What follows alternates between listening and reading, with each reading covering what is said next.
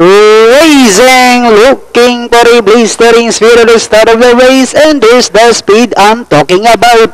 Courtesy of Bronze Ace, Alawika in is running by the Rail Classic Kit Kat.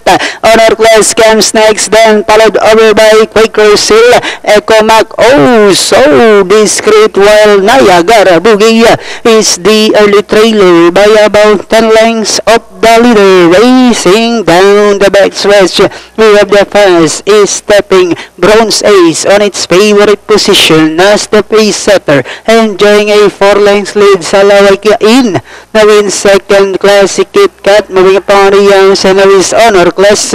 Quakers Hill comes next, Echo Mac, Niagara Boogie, while oh so discreet is still racing in last. Another fourth turn with Bronze Ace enjoying a 4 lengths lead. Salawika in moving up now on the young Sarisa Honor Class. Classic Kit Kat in between horses. Quakers Hill, Echo Mac, Niagara Boogie comes next, while oh so discreet is still racing in last. And the one entering the home stretch, Bronze Ace by about 4 lengths now.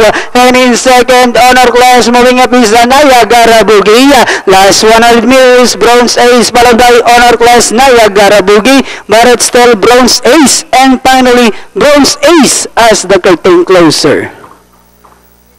Honor Class, then comes Niagara Boogie, Quakers Hill, Echo Mac. Numero 7, Bronze Ace, banderang tapos, written by Apprentice Carlo S. Penolio. Ang ating